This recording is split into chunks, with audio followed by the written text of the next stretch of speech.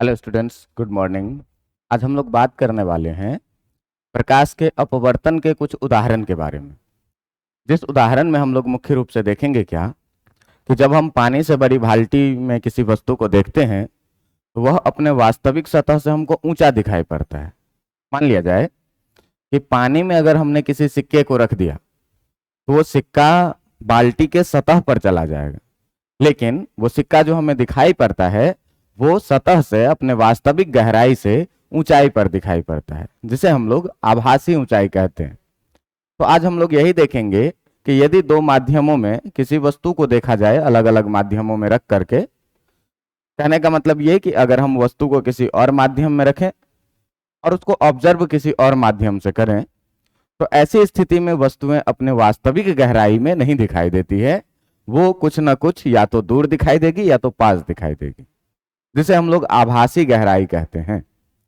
तो आज हम लोग बात करने वाले हैं क्या कि आभासी गहराई और वास्तविक गहराई में क्या संबंध होता है, कैसे इन संबंधों को हम लोग डील करते हैं, समझते हैं, और फिर कैसे इन संबंधों पर हम लोग न्यूमेरिकल्स करते हैं। आइए शुरू करते हैं कि आज का जो अपना टॉपिक है ये है क्या, ये है वास्तविक गहराई। वास्तविक गहराई एवं वास्तविक एवं आभासी गहराई में संबंध। वास्तविक एवं आभासी गहराई में संबंध। इससे पिछले दिन मैं आपको स्नेल्स का नियम पढ़ाया था, और स्नेल्स के नियम में हम लोगों ने बात किया था क्या कि दो माध्यमों के बीच का अपवर्तनांक कैसे निकालना है, किसी भी माध्यम का अपवर्तनांक कैसे निकालना है, और उसमें हम लोग स्नेल का नियम कैसे उपयोग करते हैं। तो आज वास्तविक और आभासी गहराई में संबंध के दौरान हम लोग देखेंगे क्या कि मान लिया जाए कि अपने पास एक कोई सा ये कंटेनर है और इस कंटेनर में भरी हुई है पानी, और इस पानी के सतह के नीचे अगर हम लोग किसी वस्तु को रख देते हैं तो इस वस्तु का प्रतिबिंब किसी न किसी बिंदु पर बनेगा। अगर हम यहाँ पर किसी वस्तु ऑब्जेक्ट ओ को रखते हैं तो इस ऑब्जेक्ट ओ का प्रतिबिंब किसी बिंदु पर बनेगा जो कि इसके वास्तविक से ऊंचाई पर हमको प्रतीत होगा। तो अगर इस ऑब्जेक्ट का बात किया जाए तो किसी भी वस्तु का प्रतिबिंब बनने के लिए हम लोग देखते हैं क्या कि इसका रे डायग्राम कैसे बनता है। आपको बताया गया है कि जब प्रकाश की किरण किसी भी माध्यम में सतह के लंबवत पड़ती है तो वह बिना डेविएशन के सीधे निकल जाती है। इसी प्रकार से इस वस्तु से भी क्या होगी कि प्रकाश की एक किरण ऐसी आएगी जो सतह के लंबवत पड़ेगी और बिना किसी डेविएशन से निकल जाएगी। सतह के लंबवत आएगी और बिना किसी डेविएशन के ये निकल जाएगी, मतलब इसके दिशा में किसी तरह का परिवर्तन नहीं देखा जाएगा। और एक दूसरी प्रकाश की किरण का अगर हम लोग बात करें तो ये मान लिया जाए थोड़ा देर के लिए कि ये पानी है और यहाँ पर हवा है। निश्चित रूप से आप जानते होंगे कि पानी के अपेक्षाकृत हवा में प्रकाश की चाल अधिक होती है। इसका मतलब ये कि ये हवा जो है ये विरल माध्यम है और ये पानी जो है ये सघन माध्यम है। और जब प्रकाश की किरण सघन माध्यम से विरल माध्यम में प्रवेश करती है तो आप जानते हैं कि यह अविलंब से दूर हट जाती है। तो अगर कोई दूसरी प्रकाश की किरण इस बिंदु से ऐसे निकलेगी, इस बिंदु से ऐसे आपतित होगी यहाँ पर, और यहाँ पर अगर हम लोग अविलंब ड्रॉ करें, अविलंब डालें, तो अविलंब डालने के बाद हम लोग देखेंगे क्या कि ये जो प्रकाश की किरण है ये यहाँ से परावर्तन के बाद अविलंब से कुछ दूर भागेगी इस तरह से। और ये प्रकाश की किरण हमको लगेगी, अगर यहाँ से ऑब्जर्व किया जाए, अगर चीज़ों को यहाँ से ऑब्जर्व किया जाए तो हमको ऐसा लगेगा क्या कि ये जो चीज़ है ये प्रकाश की किरण कुछ इस तरीके से आएगी और इस बिंदु पर मिलती हुई लगेगी। तो प्रकाश की किरण अपवर्तन के बाद जिस बिंदु पर मिलेगी या मिलती हुई लगती है उसी बिंदु पर इस वस्तु का प्रतिबिंब बनेगा। ये जो हो जाएगा इसका क्या, ये हो जाएगा इसका इमेज। अब देखिए कि जो वस्तु थी अपनी वो सतह पर रखी हुई थी, वस्तु से प्रकाश की किरण निकली, एक प्रकाश की किरण सीधे निकली जो बिना दिशा परिवर्तन के सीधे निकल गई, और एक प्रकाश की किरण कुछ कोण बनाते हुए निकली। तो यह जब सघन माध्यम से विरल माध्यम में प्रवेश करेगी तो हम लोग जानते हैं क्या कि यह अविलंब से दूर हो जाएगी। और अगर इधर से देखा जाएगा तो ये प्रकाश की किरण आपको मिलती हुई लगेगी इस बिंदु पर, और यहां पर जो है सो इस वस्तु का क्या बनेगा, प्रतिबिंब बनेगा। तो देखिए कि पानी के सतह से जो वस्तु की गहराई थी, पानी की सतह से जो वस्तु की गहराई थी, इस गहराई को हम लोग बोलते हैं क्या, इस गहराई को हम लोग बोलते हैं वास्तविक गहराई, जो वस्तु की वास्तविक गहराई थी। और जिस ऊंचाई पर हमको इसका प्रतिबिंब दिखाई दे रहा है, जिस ऊंचाई पर हमको इसका प्रतिबिंब दिखाई दे रहा है पानी के सतह से, ये ऊंचाई, इसको हम लोग बोलते हैं क्या, इसको हम लोग बोलते हैं क्या, आभासी गहराई। तो वास्तविक गहराई और आभासी गहराई में क्या संबंध है, इस संबंध को जानने के लिए हम लोगों को कुछ चीजें माननी पड़ेगी। दो अलग अलग माध्यम है, एक पानी है और एक हवा है, तो निश्चित रूप से दोनों ही माध्यमों का अपवर्तनांक अलग अलग होगा। और हम लोग ये मान के चलेंगे कि जिस माध्यम से प्रकाश की किरण निकल रही है, जिस माध्यम से प्रकाश की किरण निकल रही है उसका अपवर्तनांक यदि n2 मान लें, और जिस माध्यम में प्रकाश की किरण जा रही है हवा, इसका अपवर्तनांक यदि हम लोग n1 मान लेते हैं, तो आप ध्यान से देखेंगे क्या कि प्रकाश की किरण आई और सतह पर पड़ी, तो इस सतह को आपतन बिंदु बोलेंगे। आपतन बिंदु पर डाला गया लंब अविलंब है, और अविलंब आपतित किरण और अविलंब के बीच बना हुआ कोण आपतन कोण एंगल आई कहलाती है। ठीक इसी प्रकार से यहां अविलंब और अपवर्तित किरण के बीच का बना कोण एंगल आर कहलाती है। अब जरा सा अगर ध्यान से देखा जाए तो ये लाइन, ये जो प्रकाश की सीधी किरण जा रही थी और ये अविलंब, दोनों एक दूसरे के समानांतर है।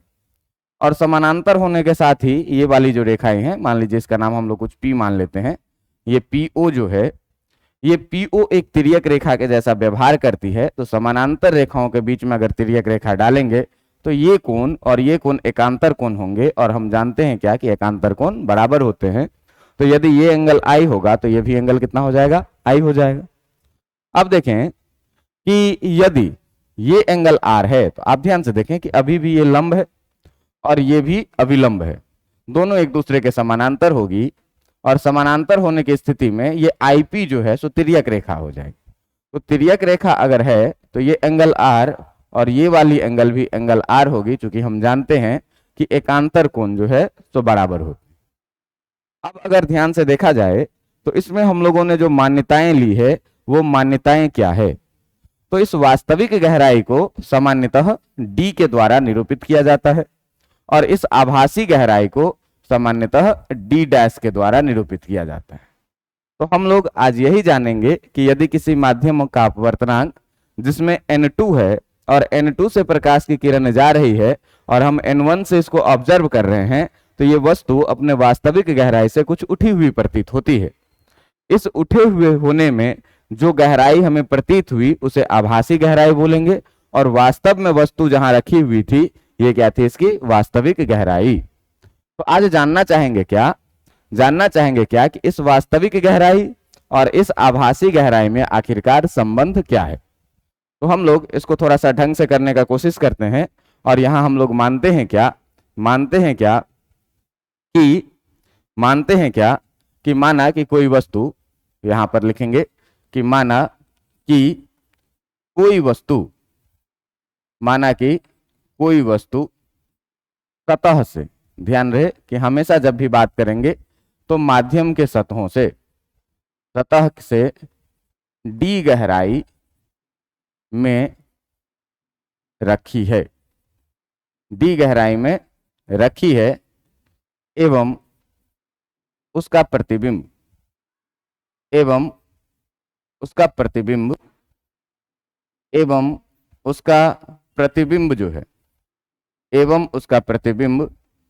सतह से डी डैश गहराई में बनती है।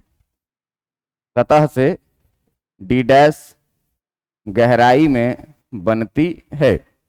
तो जब सतह से d डैश गहराई में बनती है तो हम लोग देख पा रहे हैं क्या कि जो वास्तव में वस्तु है जितनी गहराई में सतह से, उसको हम लोग क्या बोलेंगे, वास्तविक गहराई बोलेंगे। और जहां हमको प्रतीत होती है, जहां हमको प्रतीत होती है, जहां हमको प्रतीत होती है उस गहराई को हम लोग क्या बोलेंगे, आभासी गहराई बोलेंगे। तो अब हम लोग इस डेरिवेशन को थोड़ा सा आगे ले जाना चाहते हैं। देखिए कि अपने पास जो अभी तक चीजें थी, अभी तक जो चीजें थी वो थी क्या, तो अपने पास एक माध्यम था, एक माध्यम था। इस माध्यम में d गहराई पर कोई वस्तु यहां से रखी हुई थी, यहां से d गहराई पर कोई वस्तु रखी हुई थी। मान लिया जाए कि वस्तु थी यहां पर और इस पॉइंट का नाम हम लोग रख लें क्या, ऑब्जेक्ट O। हुआ क्या कि प्रकाश की किरण इस वस्तु से अनंत प्रकाश की किरणें निकलेगी, जिसमें से एक प्रकाश की किरण को हम मानेंगे क्या कि इस सतह के लंबवत निकल गई। तो जो प्रकाश की किरण सतह के लंबवत पड़ती है वो बिना किसी दिशा परिवर्तन के सीधे निकल जाती है। और हम लोगों ने माना क्या कि एक प्रकाश की किरण यहां से कुछ कोण बनाते हुए कुछ इस तरीके से निकली और इस बिंदु पर, सतह के इस बिंदु पर हम लोग आपतन बिंदु जिसे कहते हैं, इस पर अगर हम लोग अविलंब डालते हैं तो हमको पता है, थोड़ा देर के लिए हम लोग मान लें कि ये माध्यम जो है, ये माध्यम है आपका क्या, पानी, और ऊपर का जो ये माध्यम है ये है मान लिया जाए क्या, थोड़ी देर के लिए हवा। हालांकि ये किसी भी माध्यम के लिए चीजें सत्य होगी। तो इसमें अगर हम लोग बात करें तो पानी सघन माध्यम है और हवा क्या है, विरल माध्यम है। और प्रकाश की किरण जब सघन माध्यम से विरल माध्यम में जाती है तो सघन माध्यम से विरल माध्यम में जाने के दौरान यह क्या होती है, अविलंब से दूर हट जाती है। और अविलंब से जब दूर हट जाएगी, अविलंब से जब दूर हट जाएगी तो अगर इधर से आप किसी बिंदु से इसको ऑब्जर्व करेंगे तो ऑब्जर्व करते हुए आपको ऐसा लगेगा क्या कि ये प्रकाश की किरणें जो दूर भाग रही है, ये प्रकाश की किरण अपवर्तन के बाद कुछ इस बिंदु पर इस तरीके से मिल रही है। मैंने आपको पिछले डायग्राम में क्या बोला था कि इस पूरी कहानी में जहां पर इमेज बना है, ये पॉइंट इमेज, इस गहराई को हम लोग बोलते हैं क्या, आभासी गहराई, जिसे हम लोग d डैश से निरूपित किए थे। अब मान लिया जाए थोड़ा देर के लिए ये बिंदु P है, आपतन बिंदु। तो आपतित किरण आकर के जिस बिंदु पर गिरी वो आपतन बिंदु हुआ और आपतन बिंदु पर अभिलंब के साथ आपतित किरण द्वारा बनाया गया कोण आपतन कोण कहलाता है I, और अपवर्तित किरण द्वारा बनाया गया कोण कहलाता है R। मैं अभी आपको समझा रहा था कि यदि कोण I है तो ये वाला कोण भी कितना हो जाएगा, I हो जाएगा, क्योंकि ये लंबवत रेखा और ये भी लंबवत रेखा दोनों समानांतर है तो PO तिर्यक रेखा हो जाएगा, और जब PO तिर्यक रेखा हो जाएगा तो एकांतर कोण बराबर होते हैं। उसी तरीके से यदि यह अभिलंब और ये समानांतर रेखाएं हैं तो आप देखेंगे कि ये PI भी तिर्यक रेखा के जैसा व्यवहार कर रहा है, और उस स्थिति में ये एंगल यदि R है तो ये वाली एंगल भी कितनी हो जाएगी, R। आप देखिए कि हमको वस्तु को देखना है, तो वस्तु को देखना है तो ये जो है सो हम आंख अगर यहां पर लगाएंगे, अगर हम मान लिया जाए कि हम आंख अपना यहां पर लगाते हैं तो ये रेखाएं इसके बहुत करीब होगी, इस लंबवत रेखा के ये रेखाएं बहुत करीब होगी। मतलब सभी रेखाएं जो है वो मुख्य रूप से क्या है, पैरा एक्सियल रे है, पैरा एक्सियल रे है, एक दूसरे के बेहद ही करीब रेखाएं हैं। क्योंकि आंख है, छोटी सी आंख है, और छोटे से आंख से हम जब देखेंगे तो ये रेखाएं इसके बहुत ही करीब दिखाई पड़ेगी। मैंने इसका क्या किया है, एक जूम डायग्राम बनाया है। अब देखिए कि इसमें हम लोग मान लिए क्या कि जिस माध्यम से प्रकाश की किरण निकल रही है उस माध्यम का अपवर्तनांक कितना, N2, ये इंपॉर्टेंट है। और जिस माध्यम में प्रकाश की किरण जा रही है उसका अपवर्तनांक कितना है, उसका अपवर्तनांक हम लोग मान लेते हैं कितना, N1।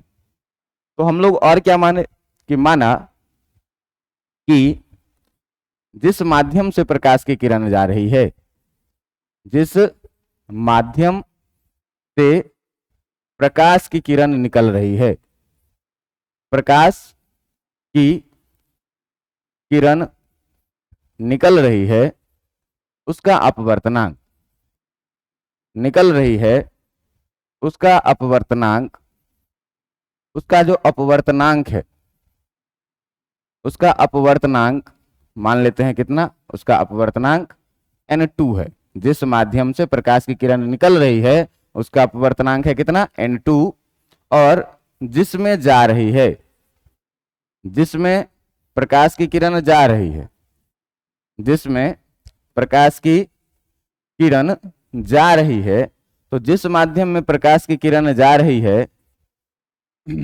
रही है उसका अपवर्तनांक हम लोग मान लेते हैं क्या, कि उसका अपवर्तनांक जो है, उसका अपवर्तनांक हम लोग मान लेते हैं क्या, कि उसका अपवर्तनांक n1 है, उसका अपवर्तनांक n1 है। अब ध्यान दिया जाए ये कि यदि सभी किरणें, यदि सभी किरणें, यदि सभी किरणें, यदि सभी किरणें पैरा एक्सियल रे है, यदि सभी किरणें पैरा एक्सियल रे है, ऑब्वियस सी बात है कि पैरा एक्सियल रे ही होगा। क्यों कि ये छोटा सा आंख से हम देखते हैं तो ये किरण निश्चित ही इस आंख पर जाएगी जब भी इसका प्रतिबिंब मेरे रेटिना पर बनेगा। तो ये प्रकाश की किरणें जो है ये इसके बेहद ही करीब होगी। और आप अगर जरा सा ध्यान दें तो जैसे जैसे ये किरण नजदीक आएगी इस आई का मान भी छोटा हो जाएगा और इस आर का मान भी क्या हो जाएगा, छोटा हो जाएगा। तो यदि सभी किरणें पैरा एक्सियल रे है तो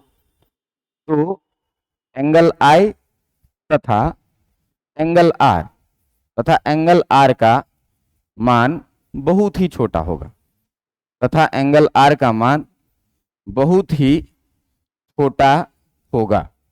और जब बहुत ही छोटा होगा तो हम लोग ये बात जानते हैं क्या कि बहुत छोटे कोण के लिए, बहुत छोटे कोण के लिए यदि बात किया जाए तो बहुत छोटे आई तथा आर के लिए अगर बात किया जाए, बहुत छोटे कोण, बहुत छोटे कोण एंगल आई तथा एंगल आर के लिए हम लोग ये बात जानते हैं क्या कि जो साइन थीटा होता है, जो साइन थीटा होता है, या जो यहां पर हम लोग लिखेंगे साइन ऑफ एंगल आई, ये करीब करीब एंगल आई के बराबर हो जाएगा।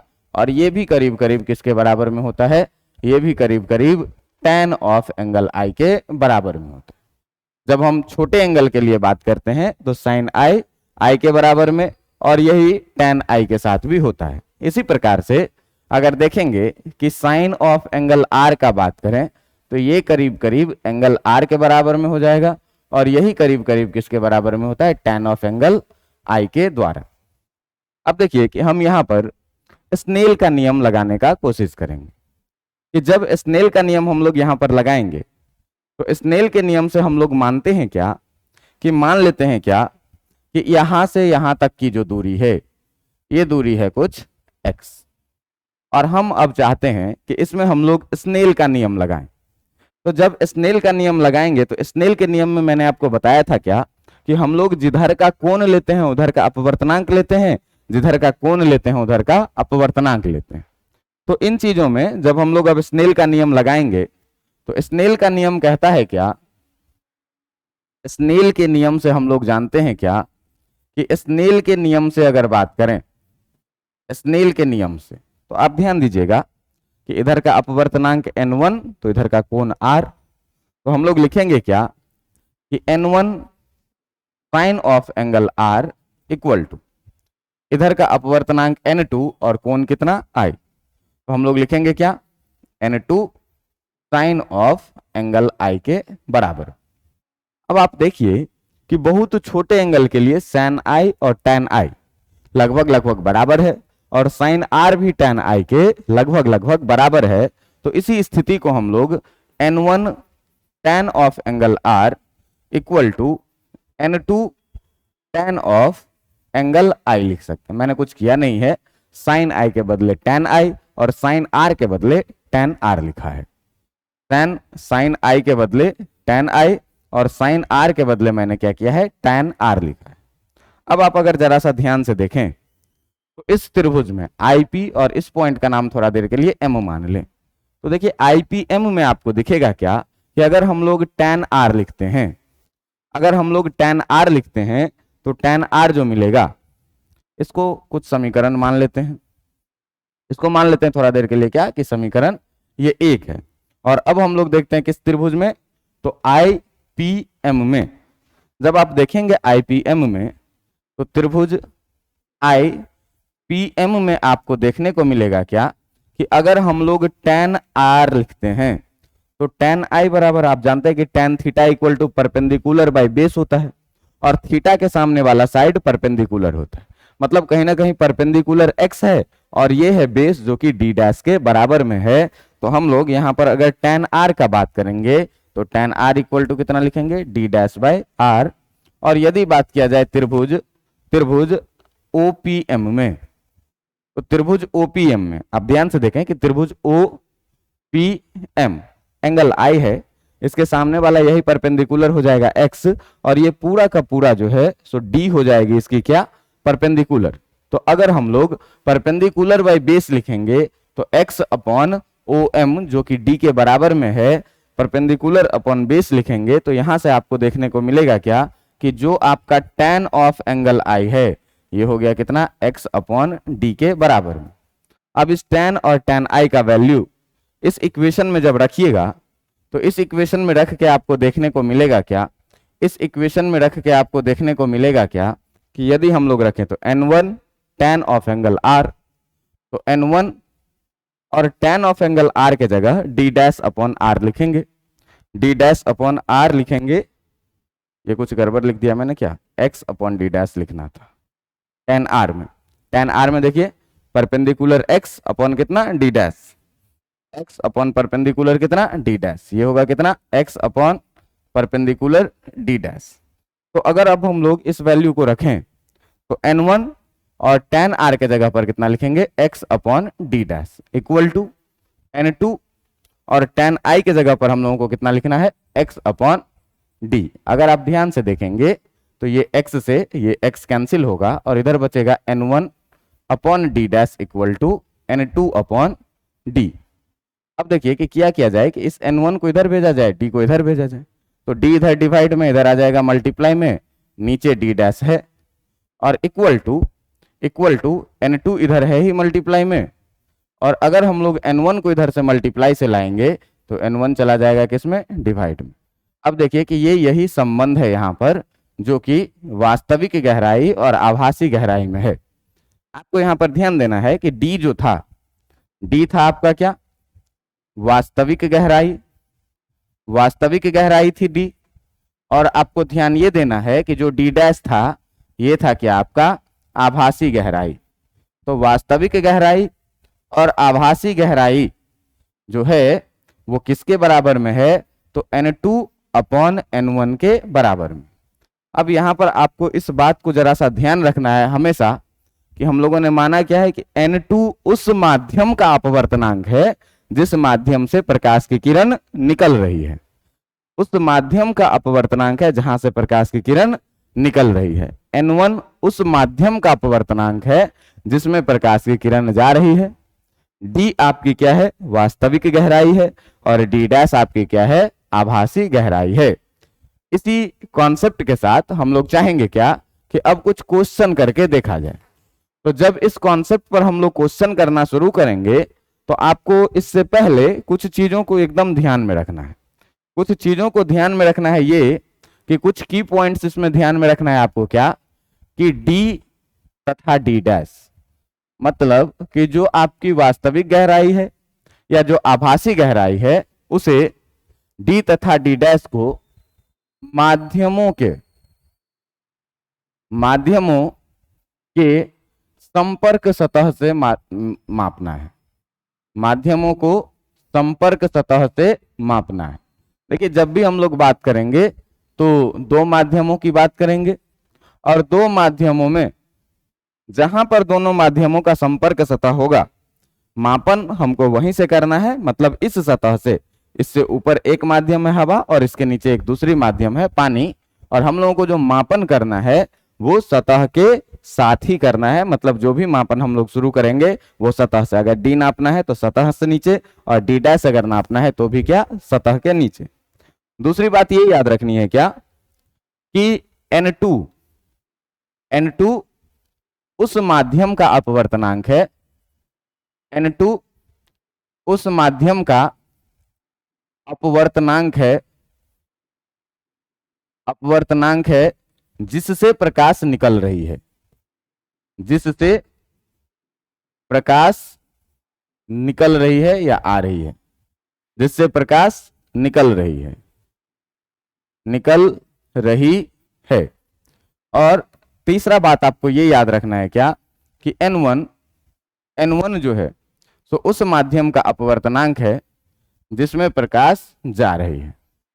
N1 आपके उस माध्यम का अपवर्तनांक है, N1 जो है वो उस माध्यम का अपवर्तनांक है जिसमें प्रकाश जा रही है। N1 उस माध्यम का अपवर्तनांक है जिससे नहीं, अब इसमें क्या लगा देना है कि जिसमें प्रकाश जा रही, इसमें क्या लगा देना है कि जिसमें प्रकाश जा रही है, निकल रही है जिस माध्यम से उसका N2, और जिसमें प्रकाश जा रही है उसका क्या मानना है N1। तब हमारे पास रिलेशन आया था क्या, तब हमारे पास रिलेशन आया था क्या कि N2/N1 इक्वल टू, तब हमारे पास रिलेशन आया था क्या, हमारे पास रिलेशन आया था कि N2/N1 equal to D/D dash, जिस D को हम लोग बोलते हैं क्या, जिस D को हम लोग बोलते हैं क्या, वास्तविक गहराई, जिसे क्या बोलते हैं हम लोग, वास्तविक गहराई।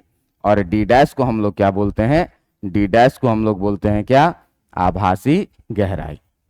अब यहां पर देखिए कि आपको ध्यान देने वाली बात यह है कि ये सारी चीजें पैराएक्सियल रे के लिए ही वैलिड है। और निश्चित सी बात है क्या कि जब भी हम किसी वस्तु को देखेंगे यहां से, तो भाई एक किरण यहां आएगा और एक यहां जाएगा, तो अपना आंख इतना बड़ा तो है नहीं कि हम देख लेंगे, तो इसको क्या होना पड़ेगा, इसके बहुत ही करीब होना पड़ेगा। और करीब होने की स्थिति में ये सारी रे कैसी होगी, पैराएक्सियल रे होगी। और पैराएक्सियल के लिए एंगल आई और एंगल आर का मान क्या होगा, बहुत ही छोटा होगा। और इस तरीके से हम लोग स्नेल का नियम लगाए। और छोटे कोण के लिए देखिए क्या कि साइन आई के बराबर होता है जो कि tan आई के बराबर भी होता है, और साइन आर के बराबर में होता है जो कि tan आर के बराबर में भी होता है, जो कि tan आर के बराबर में भी होता है। और यहाँ स्नेल का नियम लगाए, तो स्नेल के नियम में मैंने आपको क्या बताया था कि जिधर का अपवर्तनांक उधर का ही कोण, और जिधर का अपवर्तनांक उधर का ही साइन के साथ कोण। तो अगर अपवर्तनांक में N1 लेंगे तो साइन आर लेंगे, और N2 लेंगे तो साइन आई लेंगे, और साइन आर tan आर के बराबर है करीब करीब, तो हम लोग ये मान के चलेंगे। और यहाँ भी साइन आई tan आई के बराबर में है। अब वहां देख के त्रिभुज से हमने tan आर और tan आई का वैल्यू निकाला, और इस वैल्यू को इस इक्वेशन में पुट कर दिया, तो मुझे वास्तविक गहराई और आभासी गहराई के बीच में संबंध ज्ञात हो गया। अब इन संबंधों के आधार पर, अब इन संबंधों के आधार पर हम लोग क्या करेंगे, तो न्यूमेरिकल्स करने का कोशिश करेंगे कि कैसे कैसे सवाल हमें बनाने हैं। तो सवाल बनाने के लिए सबसे पहले क्या करना है, तो एक सवाल को आपको देखना है, एक सवाल को आपको देखना है क्या, तो मान लीजिए कि यहां एक माध्यम है, और इस माध्यम में यहां से नीचे जो है तो पानी है, यहां से नीचे क्या है, पानी है। और इस पानी में कह रहा है क्या कि इस पानी का अपवर्तनांक आपको दिया हुआ है। इस पानी का जो अपवर्तनांक है, ये अपवर्तनांक है कितना, 1.5 का। इस पानी में क्या है, तो एक मछली है, इस पानी में एक मछली है जो मछली तैर रही है। और इस मछली की गहराई जो है तो इस सतह से दी हुई है कितनी, इस सतह से दी हुई है 36 मीटर। और इस मछली को यहां उड़ रही एक पक्षी, यहां उड़ रही पक्षी जो कि इस सतह से 24 मीटर की दूरी पर है, 24 मीटर की दूरी पर है, से देख रही है। और ये माध्यम जो है, ये माध्यम है हवा, निश्चित रूप से इसका अपवर्तनांक कितना होगा, 1। तो इसका अपवर्तनांक मान लीजिए कि N1 1 दिया हुआ है, और N2 का मान कितना दिया हुआ है, 1.5। तो आपको कह रहा है क्या कि पक्षी के द्वारा देखने पर मछली की आभासी गहराई ज्ञात करें। कि जब हम पक्षी के द्वारा देखेंगे, तो जब पक्षी के द्वारा देखा जाएगा तो आप बताएं कि मछली की आभासी गहराई कितनी होगी। तो पक्षी के द्वारा देखने पर हमको मछली की आभासी गहराई ज्ञात करना है। तो इस आभासी गहराई को ज्ञात करने के लिए हम लोग वही सूत्र लगा सकते हैं क्या कि किसी भी सतह से किसी भी सतह से आपको ज्ञात करना है क्या, पहला में आपको ज्ञात करना है क्या कि मछली द्वारा देखे जाने पर, मछली द्वारा देखे जाने पर, मछली द्वारा देखे जाने पर, पहले पक्षी द्वारा निकालते हैं, तो इसमें लिखिए क्या कि पक्षी द्वारा देखे जाने पर, पक्षी द्वारा देखे जाने पर मछली की आभासी गहराई ज्ञात करें, मछली की आभासी गहराई ज्ञात करें। कैसे आभासी गहराई ज्ञात की जाएगी, जरा सा ध्यान दीजिएगा। आभासी गहराई ज्ञात करें, आभासी गहराई ज्ञात करें। अब आप एकदम ध्यान दें कि हम लोग सतह से मेजर करते हैं सारा डिस्टेंस, और सतह से जब हम यहां पर देखेंगे तो मछली की जो गहराई दी हुई है, ये गहराई कितनी दी हुई है, 36 मीटर। निश्चित रूप से अगर इस पक्षी को देखना है तो मछली से प्रकाश की किरण निकलेगी, और मछली से प्रकाश की किरण निकलेगी और अगर इस पक्षी तक जाएगी तो ये पक्षी इसको देख पाएगा। तो प्रकाश की किरण जो निकल रही है जिस माध्यम से, उस माध्यम का अपवर्तनांक को हम लोग क्या बोलते हैं, N2, और इसका मान कितना दिया हुआ है, 1.5। मैंने आपको क्या बोला कि प्रकाश की किरण जिस माध्यम में जाएगी उसका अपवर्तनांक कितना मानना है, N1, और N1 बराबर है अपने पास कितना, 1। अब देखिए कि कह रहा है क्या कि अपने पास जो सतह से जो मछली की गहराई है D बराबर ये है कितना, 36 मीटर, और हमको D डैश निकालना है। D डैश क्या होता है, तो D डैश की अगर मछली का कहीं पर इधर मान लीजिए कि इमेज बना, तो ये इमेज कितने दूर पे होगा, इसी डिस्टेंस को हम लोग क्या बोलेंगे, D डैश बोलेंगे। तो सतह से अगर मछली की गहराई निकालनी है तो हम लोग अभी पढ़े हैं क्या कि जो N2/N1 होता है ये D/D डैश के बराबर होता है। N2/N1 किसके बराबर में होता है, D/D डैश के बराबर में। N2 आपको पता है 1.5, N1 भी आपको पता है 1, इक्वल टू D भी आपको पता है कितना, 36, और D डैश आपको पता नहीं है। यहां से आप देखेंगे तो D डैश इक्वल टू मिल जाएगा आपको कितना, 36/1.5, और 36/1.5 करिएगा तो यहाँ से पॉइंट हटाइएगा, यहाँ 0 आ जाएगा, और 15 दूनी 30 और 15 चौका 60, 24 मिलेगा। मतलब यहाँ से जो आपको D डैश का मान मिल रहा है 24। अब ध्यान रहे कि पक्षी द्वारा देखे जाने पर मछली की आभासी, ये सतह से आभासी दूरी आपको ज्ञात हुई है कितने की, 24 मीटर की। ये सतह से जो है, पानी के सतह से मछली आपको 24 मीटर नीचे दिखेगी। लेकिन अगर हम लोग बात करें पक्षी द्वारा देखने पर, तो पक्षी द्वारा देखने पर जो आभासी गहराई आपको प्राप्त होगी, पक्षी द्वारा देखने पर जो आभासी गहराई प्राप्त होगी, तो पक्षी द्वारा देखने पर आपको जो आभासी गहराई प्राप्त होगी वो कितने की, तो सतह से पक्षी है कितना ऊपर, तो 24 मीटर, और सतह से मछली कितने नीचे देख रही है, तो ये भी कितनी, 24 मीटर, और ये कुल डिस्टेंस हो जाएगा कितना, 48 मीटर का। अगर यही सवाल आपसे उल्टा करके पूछ दिया जाए, यही सवाल आपसे उल्टा करके पूछ दिया जाए क्या कि जो आपका क्वेश्चन है, जो आपका क्वेश्चन है, जिस क्वेश्चन में ये एक माध्यम दिया हुआ है, और इस माध्यम में नीचे जो है ये पानी है, और इस पानी में एक कोई सी मछली है, और इस मछली के बारे में आपको कहा जा रहा है क्या कि इस मछली के बारे में कहा जा रहा है क्या कि इसके अंदर में जो मछली है, ये मछली पानी के सतह से कितने नीचे है, ये मछली है पानी के सतह से 36 मीटर नीचे। मतलब यहां से जो ये गहराई दी हुई है आपको, ये गहराई दी हुई है कितनी, 36 की मीटर की। और पक्षी कहाँ उड़ रहा है, तो पक्षी उड़ रहा है कहीं पर इधर, ये है आपकी पक्षी, और ये पक्षी जो है सो ये है सतह से कितना ऊपर, तो इसके बारे में कह रहा है क्या कि ये है 24 मीटर ऊपर। इस माध्यम का अपवर्तनांक आपको जो दिया हुआ है 1.5, और इस माध्यम का जो अपवर्तनांक दिया हुआ वो कितना, 1। अब अगर सवाल बदल दिया जाए, तो अगर सवाल बदल दिया जाए तो सवाल के बदल देने के उपरांत आप पाएंगे क्या कि आपको कह रहा है क्या, दूसरा में कह रहा है क्या कि मछली द्वारा देखे जाने पर, इस सवाल में आपको क्या कह रहा है कि मछली द्वारा देखे जाने पर, मछली द्वारा देखे जाने पर पक्षी की ऊंचाई ज्ञात करें। पक्षी की आभासी ऊंचाई क्या होगी, पक्षी की आभासी ऊंचाई ज्ञात करें। तो जब पक्षी की आभासी ऊंचाई का हम लोग बात करेंगे तो आप ध्यान दीजिएगा कि जब मछली देखेगी पक्षी को तो ऑब्जेक्ट से हमेशा लाइट रे आता है, ऑब्जेक्ट से हमेशा लाइट रे आता है। और जब मछली देखेगी पक्षी को तो भाई मछली को देखना है तो प्रकाश कहां से आएगी, पक्षी से आएगी, और पक्षी से प्रकाश की किरण ऐसे पहुंचेगी मछली तक, और जब मछली तक प्रकाश की किरण पहुंचेगी तो पक्षी को देखा जा सकेगा।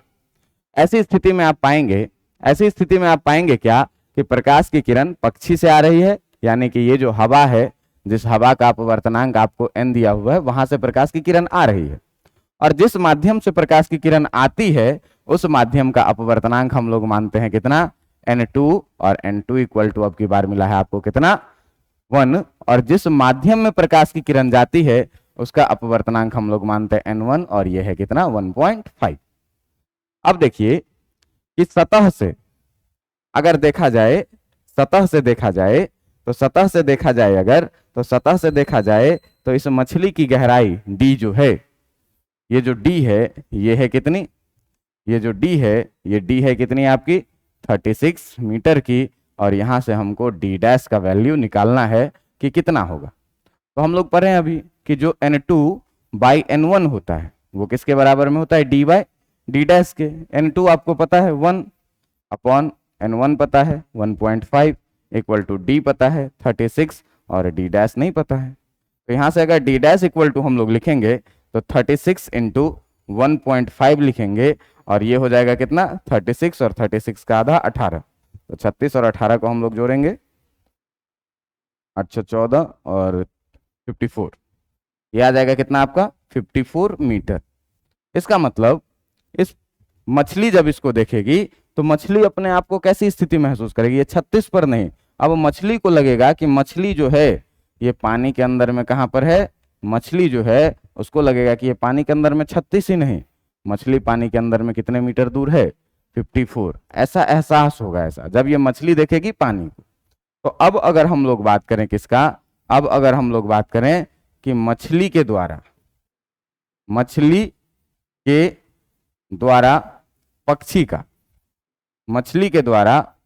पक्षी का आभासी ऊंचाई का अगर हम लोग बात करें तो जो पक्षी का आभासी ऊंचाई होगा, ये ध्यान दीजिएगा, सतह से मछली दिख रही है कितने दूर, 54 मीटर, और सतह से ऊपर पक्षी है कितने दूर, 24 मीटर। तो ये मछली अगर देखेगी इस पक्षी को तो कितना दूर लगेगा, 54 + 24, और ये हो जाएगा आपका कितना, 78 मीटर।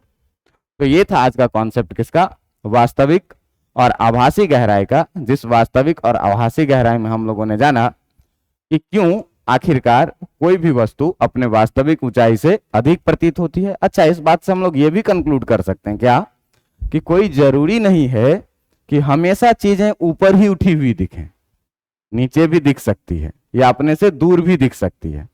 ये डिपेंड करेगा किस पर, माध्यम पर।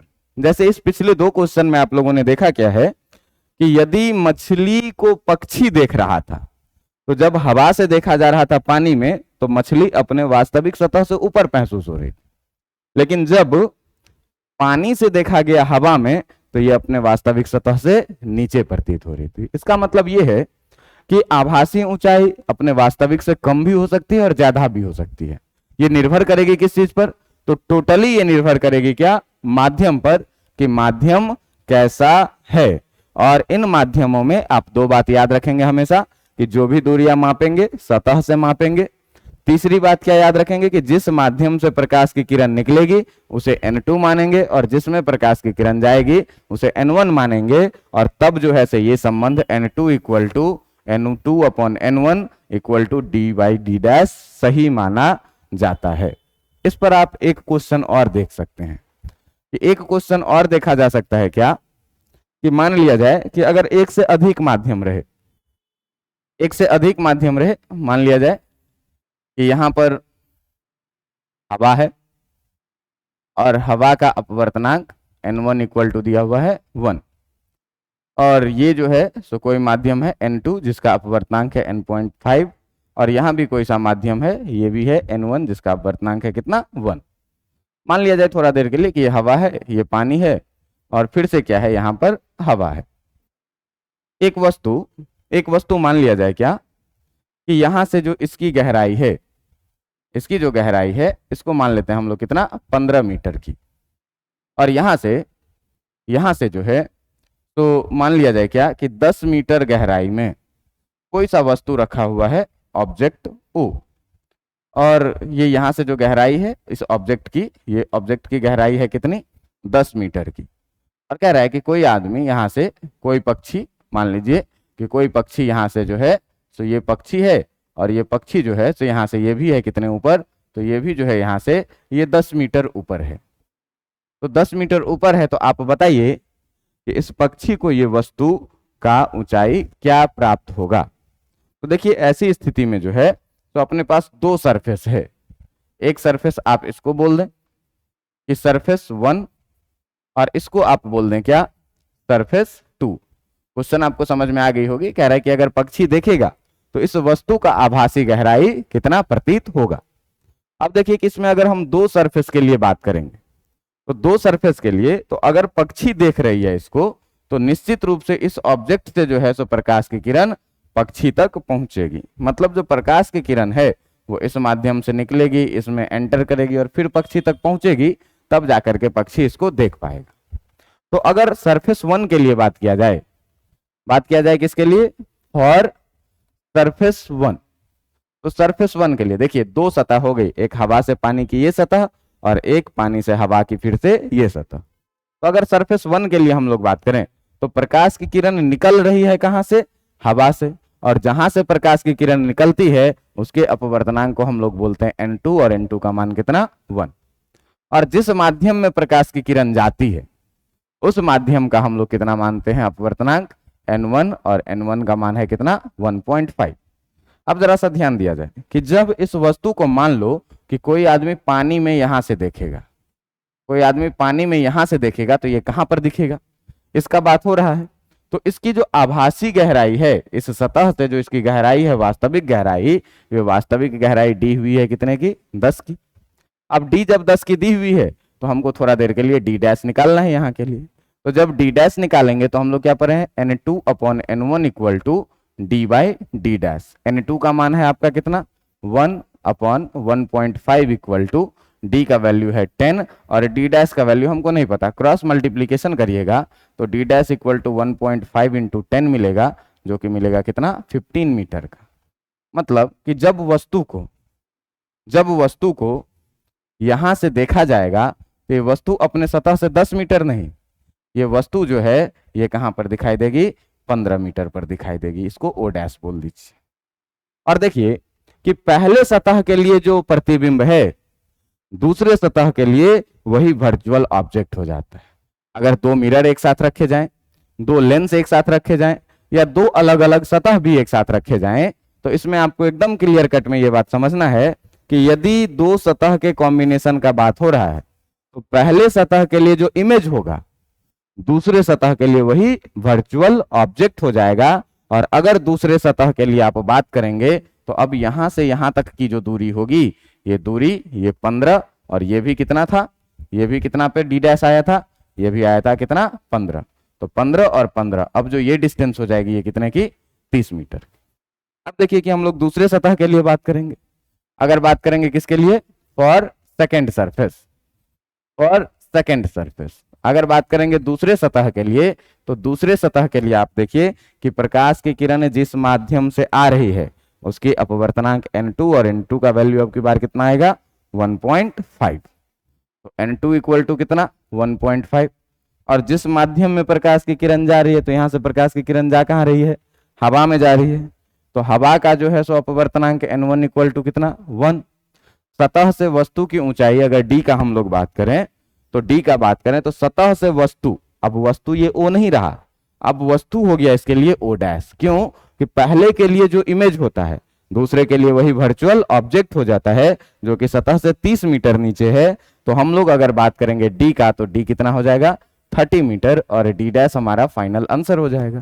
तो यहां से अगर हम लोग लगाएंगे n2 upon n1 equal to d upon d dash, तो आपको मिलेगा क्या कि 1.5 by n11 equal to 30 upon कितना, डी डैश। और इस बार आप देखेंगे क्या कि 1.5 times d dash equal to आ जाएगा आपका कितना, 30, और डी डैश इक्वल टू आ जाएगा कितना 30/1.5। पॉइंट उड़ाइए, यहाँ से 0 डालिए और ये मिलेगा आपको कितना 20। मतलब डी डैश इक्वल टू कितना मिलेगा 20। तो आप देखेंगे क्या कि फिर से कि इस डी डैश का 20 होने का मतलब क्या हुआ कि इस डी डैश का 20 होने का मतलब ये हुआ कि अब जो ये वस्तु है ये यहाँ से कितनी दूरी पर दिखेगी, इस सतह से 20 मीटर ही नीचे दिखेगी। तो ये पूरा 30 है, मतलब ऑब्जेक्ट जो है तो अब फाइनल इमेज जो बनेगा ये आई, ये है कि आपका फाइनल इमेज। ये फाइनल इमेज यहाँ से कहीं ना कहीं 20 मीटर के डिस्टेंस पर ही बनेगा। और 20 मीटर के डिस्टेंस पर जब बनेगा तो देखिए ये पक्षी से इस वस्तु की जो दूरी होगी यही आपका फाइनल आंसर हो जाएगा। तो इस दूरी को आप देखिए कि इस सतह से जो ये दूरी बनी है, इस इमेज की डिस्टेंस ये सतह से बनी है कितने पे 20 पे, और यहाँ से ऑब्जेक्ट कितने ऊपर है 10 मीटर ऊपर। तो मतलब जो आपका फाइनल आंसर हो जाएगा, जो फाइनल हो जाएगा क्या कि पक्षी और वस्तु के, पक्षी के देखने पर वस्तु की जो आभासी दूरी हो जाएगी वो कितनी हो जाएगी, वो कितनी हो जाएगी पक्षी के